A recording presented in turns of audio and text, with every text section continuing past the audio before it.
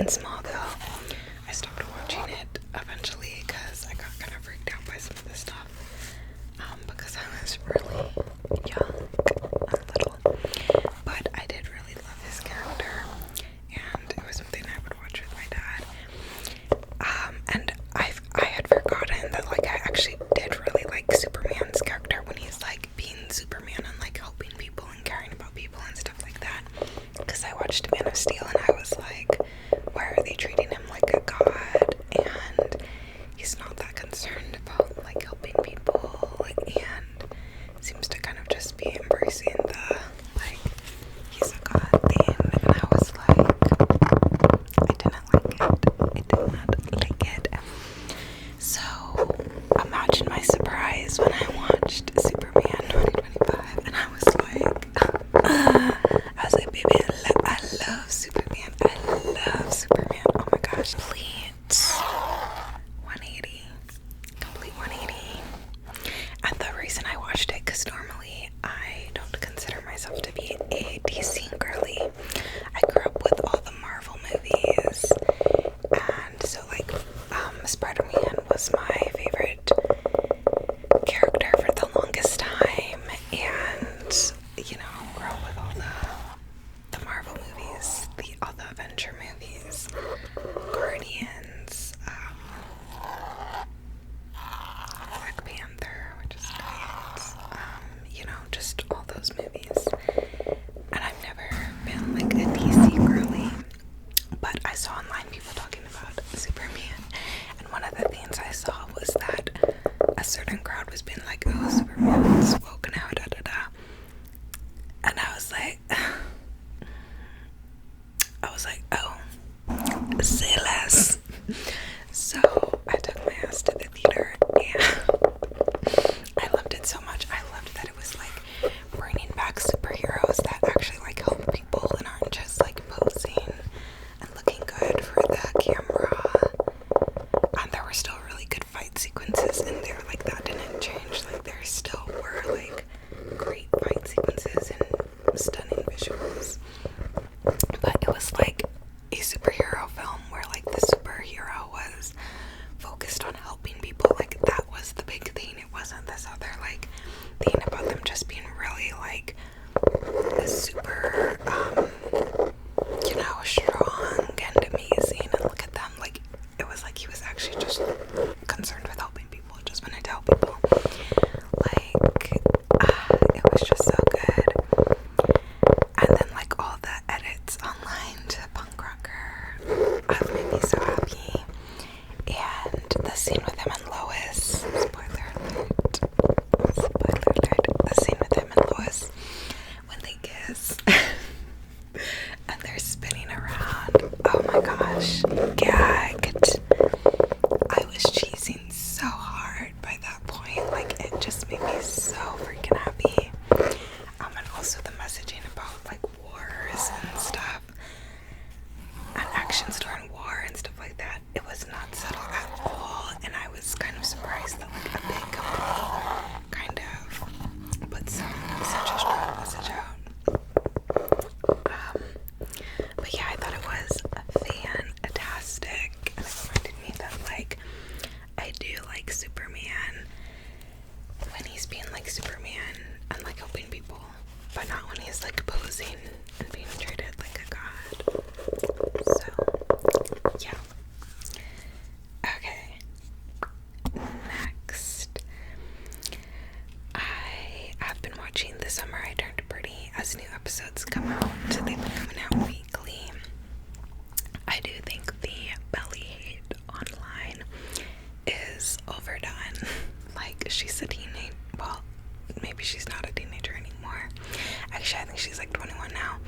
But still, like, she's just a girl. And is she messy for dating both brothers? Absolutely. But Conrad told her he didn't love her anymore. Like, what was she supposed to do? But we are seeing like Conrad yearning this season, which is lovely to see. And then Jeremiah unfortunately fell off the season. They did decide to go with the book plotline, which has Jeremiah looking pretty immature and gross this season.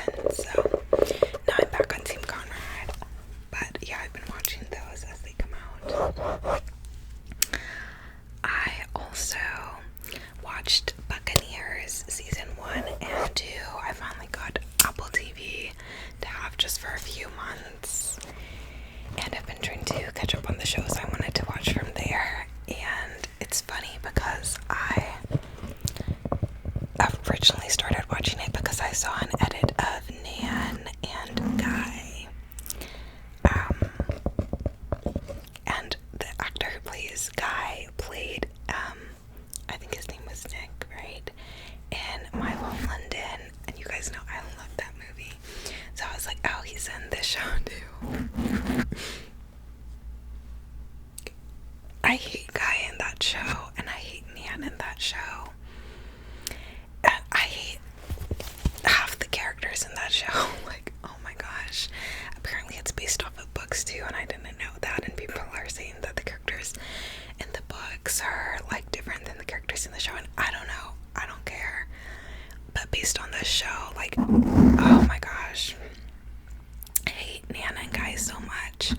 Guy is best friends with Theo, and Theo, you know, catches feelings for Nan, and Theo is a duke, and he proposes to Nan. Nan originally connected with Guy, and then Guy ran off when she told him that she, like, was, like, a bastard or whatever. Like, she didn't know who her real mom was. Guy ran off. Theo proposed. Then Guy writes a love letter to Nan, knowing that Nan is his best friend's fiance. And then, spoiler alert, they have sex the night before the wedding with her wedding dress in the room. Like, I hate Guy for doing his best friend like that. And I hate Nan for just taking Theo along that mess of a ride. Oh my gosh, it was so freaking messy. And then season 2, spoiler alert, season 2, Theo, now, well, first of all, Nan leaves Theo. They're now married, and she leaves Theo to go live happily ever after with Guy in a different country, because she sent Guy to protect her sister who was on the run from her abusive husband, which her husband was so disgusting. Like, I literally had to start skipping his scenes. He was just disgusting. And her sister was really annoying season 1 too. Like, she was so horrible to all the other girls. She, like, put down Nan and was like, you're not supposed to get attention ever, because you're not their real daughter. And then she put down Lizzie, her friend. And then Lizzie, oh my gosh, Lizzie and Theo are like my only two faves left at this point. I really liked Lenore and Lizzie's sister, who were together and having a sapphic relationship. Well, now Lenore left, so now in season 2, like, by the end of season 2, the only couple I have left to root for is Theo and Lizzie. Because, yeah, Theo starts to fall in love with Lizzie in season 2 after Nan has left him and told Lizzie that she's not coming back. She's off to go continue her affair with Guy, but, like, for good this time, allegedly. And then Lizzie starts to fall in love with Theo too, and she already had this terrible mess last season with Ginny's husband, who made it seem like he was into her and then proposed to Ginny the next day. But so Lizzie and Theo are finally having some, you know, semblance of, you know, just this sweet, peaceful, beautiful moments together season 2. And then Nan comes back and it has the nerve to be mad that Lizzie and Theo are now in love. Like, I can't stand Nan. I really can't at this point. In season 1, she started out okay, but I literally cannot stand her now. Like, she's been out having an affair with this man's best friend, and then has the nerve to be mad that he's moved on. And then Guy, I can't stand either. Like, I appreciate that he helped Nan's sister, but, like, he's so messy too. Like, he was having a continuous affair with his best friend's fiance and then wife. Like, there's no coming back from that. Like, they're both just scum, I feel like. And I feel like there's just, like, not really couples you can root for besides Lizzie and Theo. And what Lizzie and Theo have is really sweet, but, like, Lenore already left, so we don't have the Sapphic couple anymore. Conchita's husband died, was killed by Ginny's crazy man. As soon as him and Conchita started getting their act together, like now he's gone, and like it's just a whole mess. Like I'm like, what is gonna happen in season 3? I just need Lizzie and Theo to be happy, and everyone else can go fuck themselves. Like I'm so for real so done with all of them. And Nan like tricked Theo into marrying her in the first place because he didn't know that she was like in love with Guy, and she was like, no, I choose you. Like, oh my gosh, the whole thing was so messy.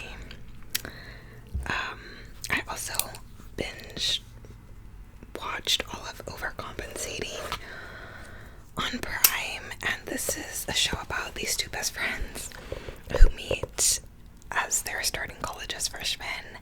It's this guy and the girl. The guy is gay, but he's in the closet, so they actually like become friends, because at first like he's like acting like he's into her, and like everyone on campus, like both of their roommates and friends are like, oh my gosh, what happened?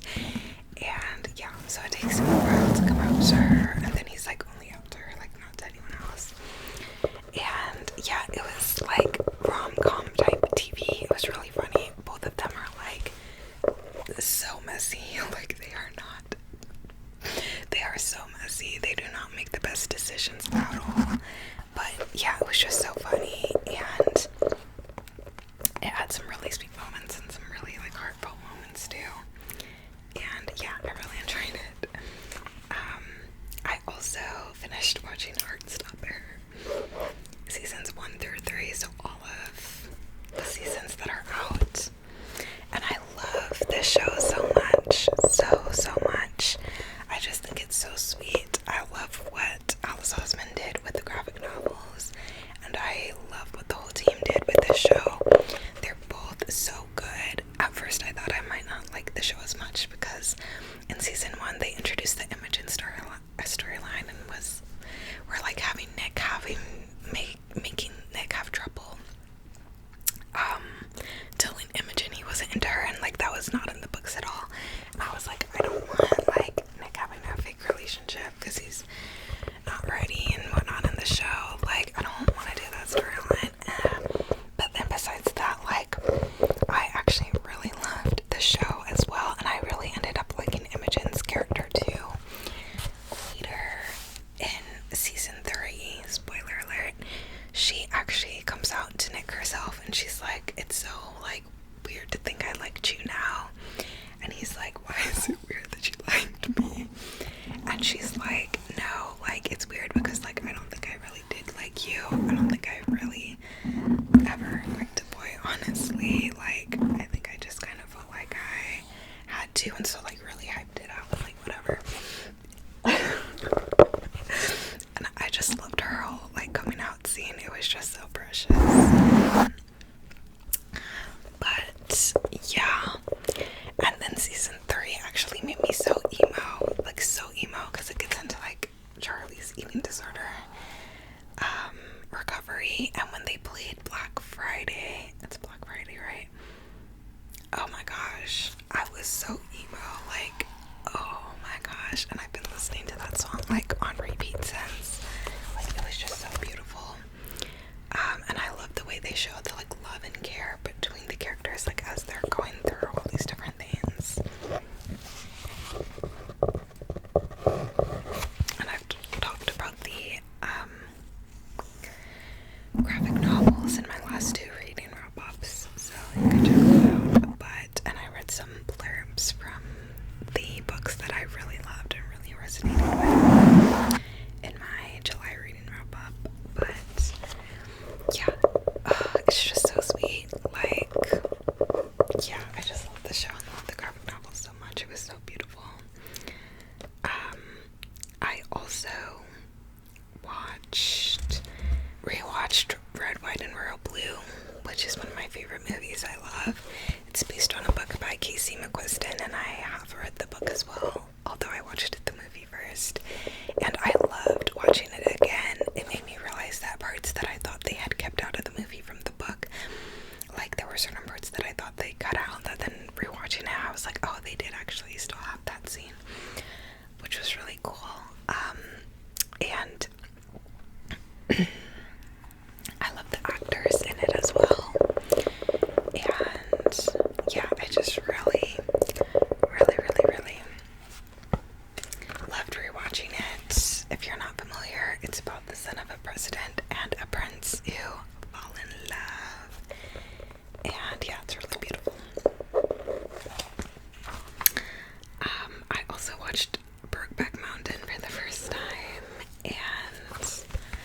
it was different than what I was expecting. I guess I wasn't imagining the time period it was set in, so I wasn't imagining them to like literally at the beginning of the movie like be getting wives and having families. I was like, why won't they just be together? And then I saw a post online that was like, isn't it sad to think like if they had like lived in our day and age today, they would have only been able to get married at like 60 or something.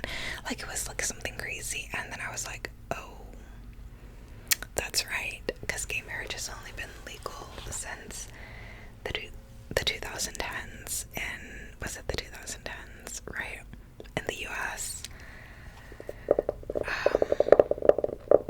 So then I was like, oh, that's why they literally could not like be together and get married. Like they couldn't. So that's why they're like getting married. And yeah, it was so sad because it was like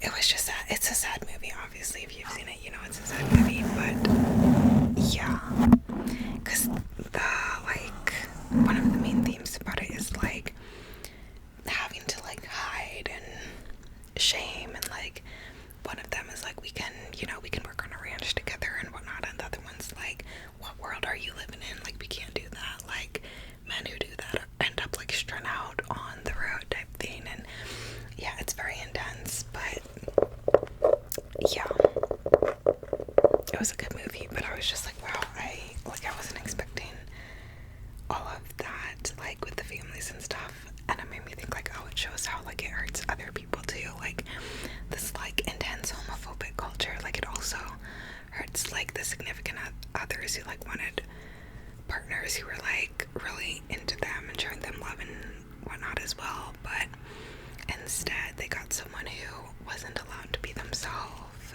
and couldn't love them properly either, because they couldn't even love what they wanted in the first place. So those people couldn't find the people that were better for them either. Like it's just like a snowballing effect. Like first it hurts the person affected, and then that hurts the people they have to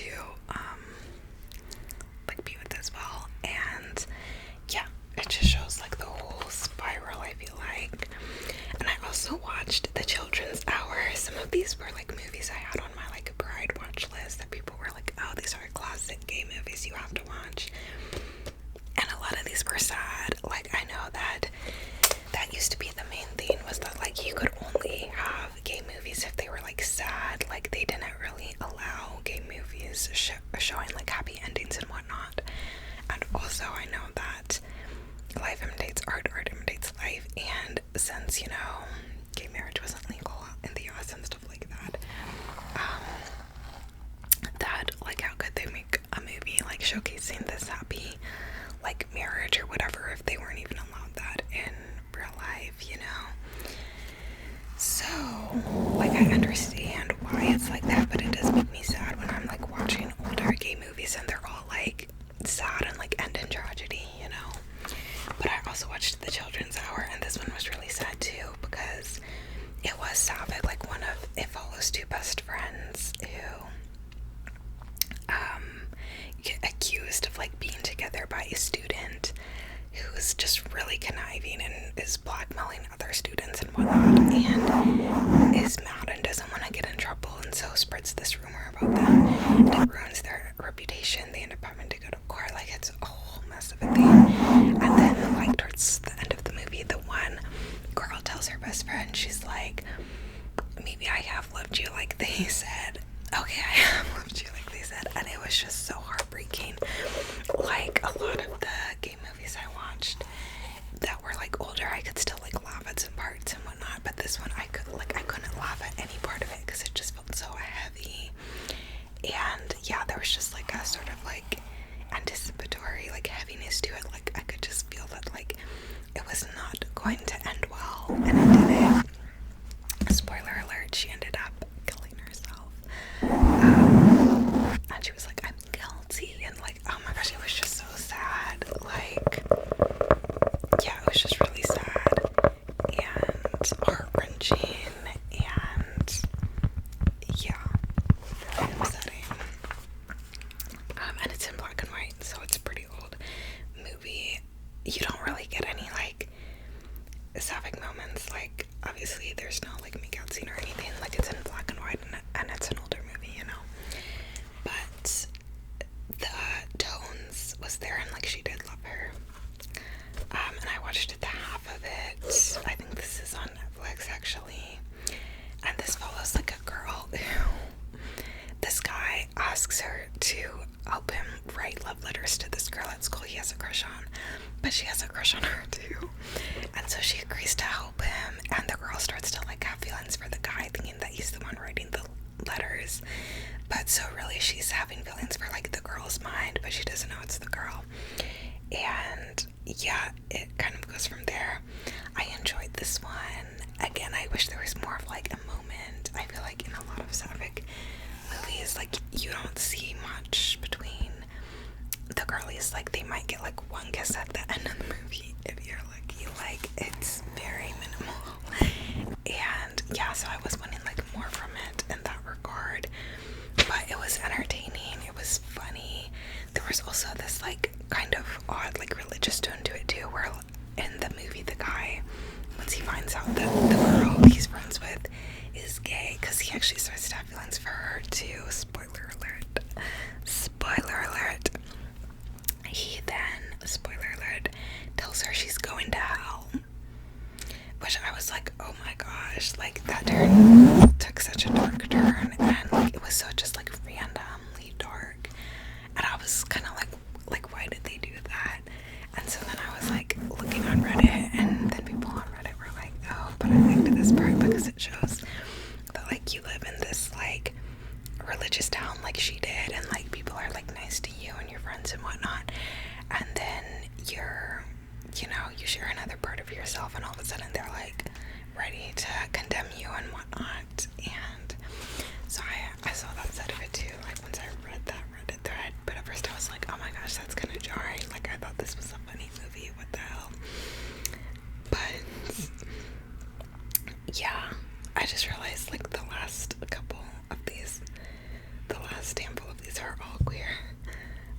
And then I also watched Carol.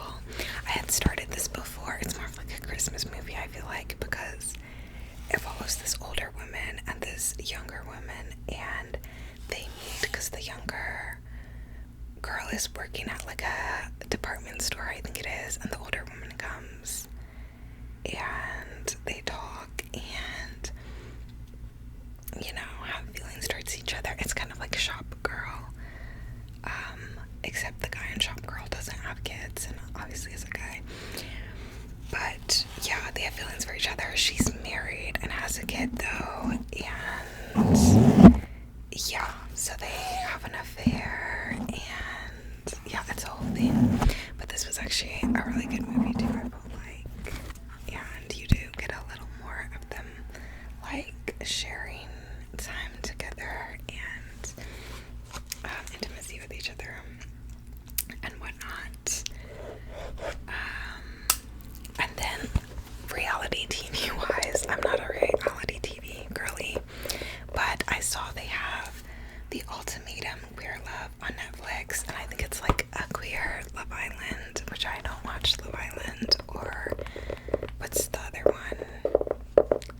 I don't know, all those dating shows, but I saw it was like a sapphic version, so I was like, oh, this could be interesting.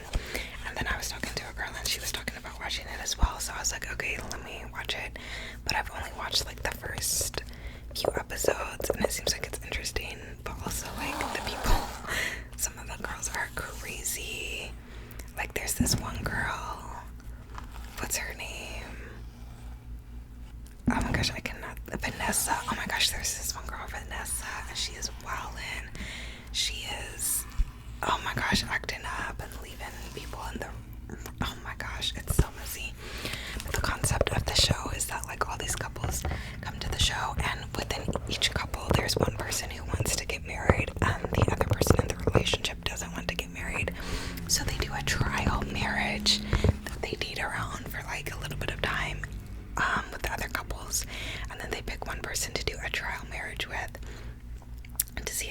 get ready to get married, or to see if there's like another person out there who's like better for them than their current partner. And then after their trial marriage, which I think is like 6 weeks or something, then they come back and do the same trial marriage with their original partner that they started the show with. And yeah, it's very dramatic, but yeah, I don't know, I do want to watch more of it, but I'm not a huge reality TV person. And then besides that, I've recently been watching Dickinson on Prime, which is about Emily Dickinson, and it has, what's her name?